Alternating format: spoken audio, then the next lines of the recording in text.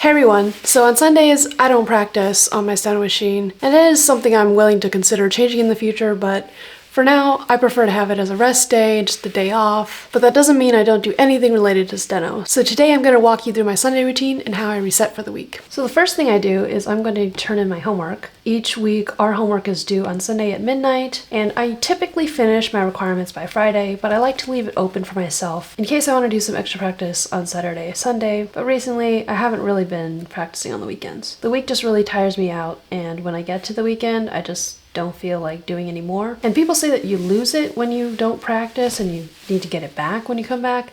I just don't find that that's true, especially if you're putting in the consistent practice all the time. So I'm just gonna go to my class website and turn in my assignment. My teacher requires a journal, so I'll type out for her like how I felt this week, how the lesson was, and she also wants like a count on how many hours I did, how many strokes I did, and this professor also likes to get a summary of what I did for warm-up every day. I keep track of all of that with my planner, so every time I practice, I record it in my planner. So you can see here on the right half of my planner, I record all the times I practice.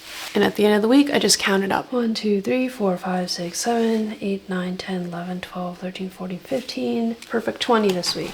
And in Real-Time Coach, there's also a timer and it counts how much time I spend on Real-Time Coach, but I like to record all the other practice so I can refer to that as well. And so with our homework, we just attach our DigiCat file. And this week, every other week, we have a theory quiz as well, which is just a Word document. So I did that earlier in the week and I just saved it to my computer.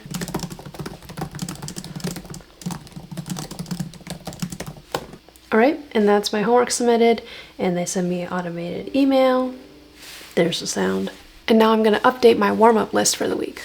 So I just have an Excel spreadsheet for this. I name it after whoever my favorite sports athlete is at the moment. I have a sheet for every week, and basically I'll just make a new one and copy over what was in the last week's one and just update it. I'll usually start by taking out the first section of stuff. Usually this has been in there for a couple weeks by now, so. And to add to it, throughout the week when I'm typing, if there's a word that I just don't write fluently, or if there's a new brief I want to memorize or something like that, I write it down on sticky notes, and it's just there for me to visually reference while I keep writing in case I need to look at it again.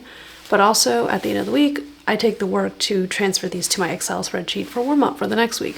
The reason I only do this once a week is because it does take effort and it just takes time. And just concerting all that energy at once on a Sunday when I don't have to type is helpful.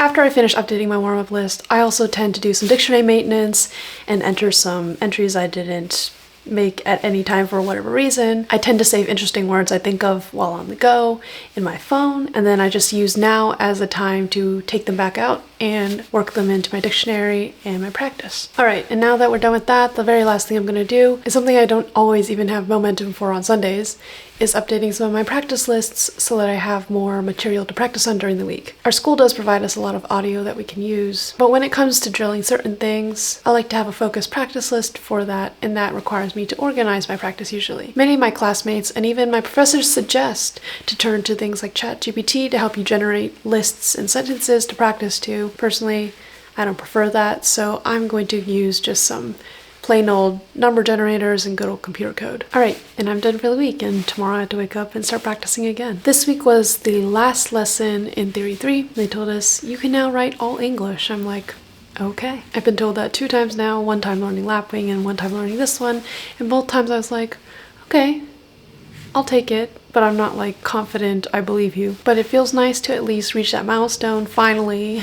It took a while to teach us our theory, in my opinion, and I think that's a really fun and big milestone for steno students to be told, you finished theory, you can write all of English. Although for me, I have imposter syndrome about it because I do feel like I could have done it faster, or I've already done it, and also how I feel like I could definitely be learning a lot more. It's not like I'm ready to full dive into speed building yet. There's still a lot more development I could do with making my theory cleaned up a little more. I'll talk more about my thoughts on the theory in the next video, but technically we're still not done with theory because the second half of the semester is Theory 4, and while it doesn't focus on new theory rules, there's going to be like briefing techniques taught and phrases and memorization to do, so we'll see how that goes. All right, I'll see you in the next video.